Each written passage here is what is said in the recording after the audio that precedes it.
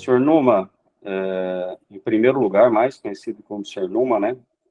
Senhor Etsil Numa aí, Etsul Numa. Em primeiro lugar, eu quero agradecer aí o convite para poder nos ajudar aí, a nós da Evos, a esclarecer e disseminar as informações em relação à tomada de crédito, principalmente de PIS e COFINS, de como vem se dando isso no mercado, né? Isso acaba sendo uma dúvida de inúmeros empresários, contadores, advogados, de como de fato pode ocorrer esses aproveitamentos de crédito. E o convite aqui, que nós ficamos muito honrados que o senhor aceitou, é para ajudar nos esclarecimentos dessas dúvidas de mercado, pelo know-how que o senhor tem.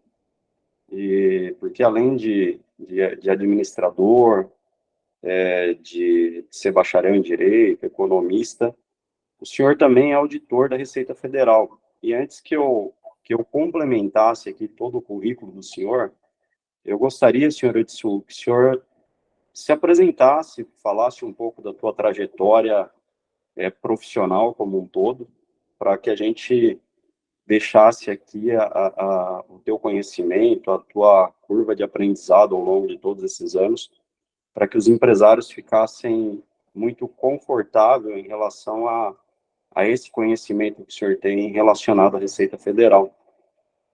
Então, eu queria pedir que o senhor se apresentasse aí, contasse um pouco da tua trajetória profissional para nós, por gentileza.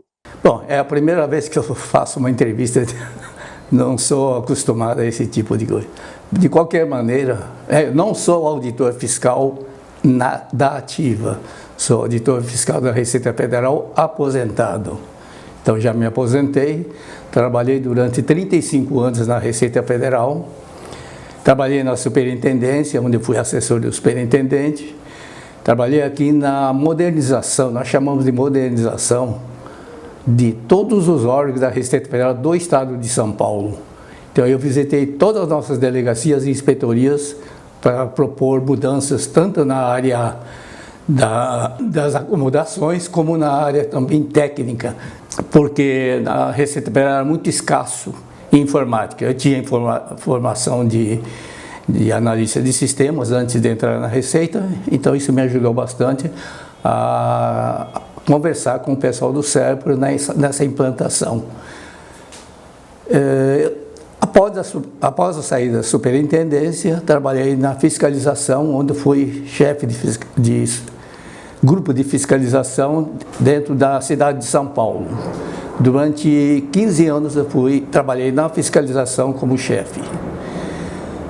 Experiência externa de fiscalização eu tive muito pouca, sempre ocupei cargos de chefia, então eu mais supervisionava meus fiscais. E com o passar do tempo, eu achei que, devido às minhas formações que eu tive, formações acadêmicas, no aposentar eu poderia aproveitar melhor se eu tivesse uma experiência em outras áreas que não fosse fiscalização. Saí da fiscalização, fui para a DERAT, aqui de São Paulo, onde trabalhei, aliás, antigamente a DERAT não existia. Foi criada essa DERAT quando houve a divisão das delegacias. Trabalhei, então, no ressarcimento e restituições, no setor de ressarcimento e restituições. Nesse órgão da DERAT, eu, junto com o Jonathan Formiga, que foi implantador do PIS/COFINS não cumulativo, nós participamos dessa implantação dentro de São Paulo e eu fui em outras delegacias também para ajudar a implantar, porque os colegas não conheciam uma modalidade nova de recuperação. E trabalhando nessa mesma DERAT, eu desenvolvi, o Jonathan me convidou para ser um dos ajudantes que respondessem perguntas sobre PIS/COFINS não cumulativo. Trabalhei no setor também, no final de carreira, a pedido do delegado, eu fui trabalhar no setor de plantão fiscal. Eu trabalhava concomitante no setor de ressarcimento e restituição e no plantão fiscal, seria na hora que estivesse muito cheio o setor. Mas todo dia enchia. São Paulo era muito procurado para esse tipo de serviço e eu acabei ficando definitivamente nesse setor onde me aposentei. Então, nesse setor eu respondia de tudo sobre tudo. Por isso eu aprendi muito com isso, porque nossa clientela, vamos dizer assim, eram advogados, pessoal, assessores, pessoal de diretoria, até a Big Four procurava a Receita Federal, porque infelizmente eles têm ainda pouco conhecimento dos tributos, eles estão mais ligados à área contábil. Por isso eu digo sempre, posso responder qualquer pergunta sobre qualquer assunto da Receita Federal. Enfim, essa foi a minha carreira dentro da Receita Federal. Estou à disposição dos senhores. Obrigado aí, fica evidente aí que o senhor acompanhou o nascimento aí de praticamente tudo relacionado a PIS e COFINS, e isso vai validar para nós, senhor Etsu, algumas dúvidas que nós temos, e eu acho que são dúvidas de inúmeras pessoas, de inúmeros escritórios, contadores, advogados, em relação à tomada de crédito que se popularizou muito no mercado. Então, a gente teve aí um aumento nos últimos anos de muita, digamos assim, popularidade de tomada de crédito em relação a PIS e COFINS. Mas nem sempre essa solicitação de crédito a gente entende que é de acordo com o que, de fato, a cartilha do fisco pede, com o que, de fato, o manual do SPED exige, né? E alguns defendem algumas questões. Então, o objetivo dessa entrevista é justamente isso. Então, eu vou aqui, se o senhor permite, realizar algumas perguntas em relação a isso, tudo bem? Ok. Senhor Etsu, embora existam várias jurisprudências, tanto a nível de judiciário quanto a CARF, favoráveis ao contribuinte em relação aos créditos extemporâneos de PIS e COFINS, a Receita Federal pode questionar isso?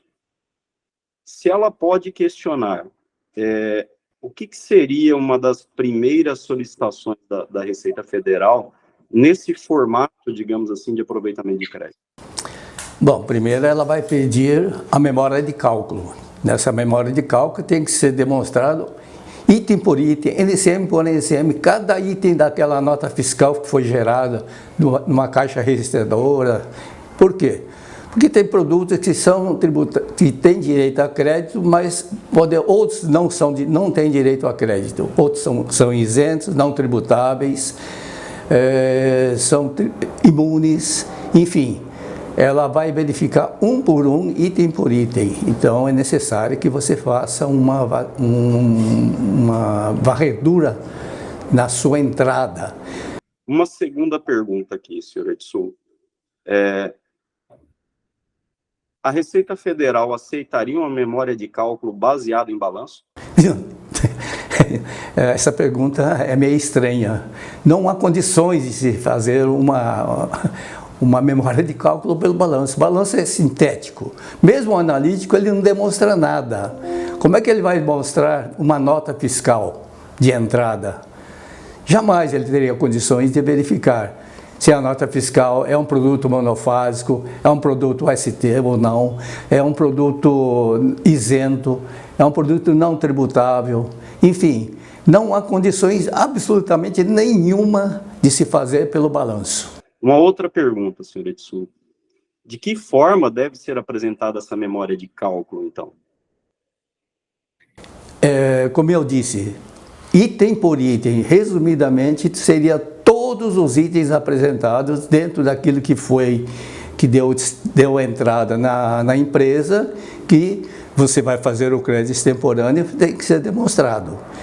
Então, ele vai fazer a correção do SF, EFD contribuições, ECD, até, eventualmente, até a DCTF, caso ele queira receber como pagamento indevido a maior.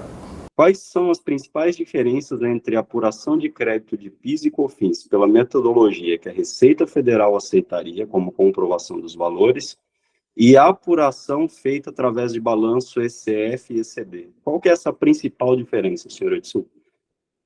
A diferença é enorme. Na apresentação, no cálculo feito pelo balanço, você não vai apresentar absolutamente nada, não há memória de cálculo. Você vai apresentar números baseados no balanço que não representam necessariamente aquilo que ele tem direito, que a empresa tem direito ou não. Já numa apresentação onde é feito todas as entradas que as empresas tiveram, eles farão com que a Receita tenha o SPED. Ela vai conferir com aquilo que já entrou, que aquilo que a empresa emitiu, a empresa fornecedora, a empresa prestadora do serviço. Então, ela terá condições de verificar se aquilo está correto ou não. No balanço, ele não apresenta nada disso. Como é que ele vai apresentar fulano de tal, empresa fornecedora, se no balanço ele está sintetizado pelo total? Não há condições, absolutamente nenhuma, de se fazer esse tipo de comparação ou de análise pela Receita. A Receita simplesmente vai glosar. Uma outra pergunta aqui, senhor Edson. Caso o contribuinte não apresente a memória de cálculo conforme solicitado pela Receita Federal do Brasil, quais são essas consequências? Lembrando que a Receita Federal tem 5 anos para revisar e glosar aquele crédito que foi feito indevidamente. Com um outro detalhe, poderá fazer com multa agravada. O que seria uma multa agravada? Ao invés de uma multa normal de 75%, como ela faria essa compensação, né, caso ela entregue uma DECOMP, ela poderá postergar esse pagamento ou mesmo tirar uma certidão negativa certidão positiva com efeito negativo com essa compensação. E a Receita leva em consideração que isso pode ser uma fraude e ela vai multar a empresa em 150% e talvez 225%, ainda respondendo criminalmente por esse motivo. Acho que é só válido a gente reforçar isso mesmo para o empresário, para que ele tenha ciência, porque a gente sabe que, eu vou chutar aqui uma estimativa, mas pelo que a gente vê no mercado, que a gente está todo dia, eu acho que 90% ou até mais que isso das empresas, elas acabam tomando esse crédito por balanço, né? E não da maneira como o senhor está explicando aqui para nós. Então, essa pergunta, na verdade, eu acho que as consequências são essas penalidades aí de multas extremamente salgadas, né? Onde vai envolver um risco até criminal para o contribuinte. Uma outra pergunta como o contribuinte pode se preparar melhor para uma possível fiscalização relacionada ao aproveitamento de créditos de PIS e COFINS, caso a apuração não tenha sido feita pela metodologia correta? Ele pode fazer a retificação enquanto possível. Enquanto ele não for fiscalizado, ele pode fazer essa retificação. Então, ele vai acrescentar aquilo que deixou de ser informado, retificando todos os arquivos enviados para a Receita Federal. Isso é possível. Então, assim, para que não ocasione nenhuma penalidade, ele tem tempo. Se ele fez a tomada de crédito via balanço, nesses formatos que a gente estava comentando anteriormente, ele tem essa possibilidade de vir e fazer essas correções para que não incida essas penalidades, correto? Exatamente. Me soa estranho fazer pelo balanço. É a primeira vez que eu ouço, eu realmente nem sabia que as empresas estavam fazendo pelo balanço, mas é totalmente inconcebível uma tal recuperação. Não, a gente tem presenciado bastante formatos, assim, né, das contabilidades falarem que estão sendo feitas assim, e quando a gente fala, quando a gente apresenta as oportunidades que a empresa tem, senhor Itsu, vem os questionamentos. Não, mas eu já tomei o crédito, eu já conheço esse crédito, só que o que a gente vê quando a gente pede essa memória de cálculo, nenhuma empresa consegue apresentar.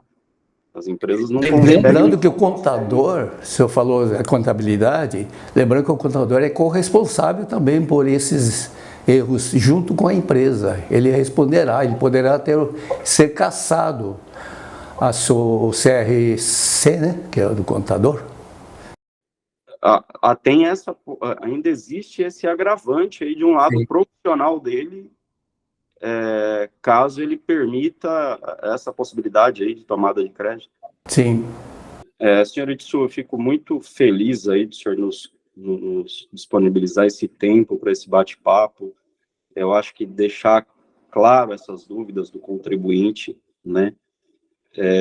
E para que eles possam se preparar para isso também, o quanto antes, para que não incidam em dissabores e que possam até, daqui a pouco, inviabilizar a operação da empresa por ficar sem ser uma CND, por ter uma multa abusiva onde não seja possível essa defesa, né?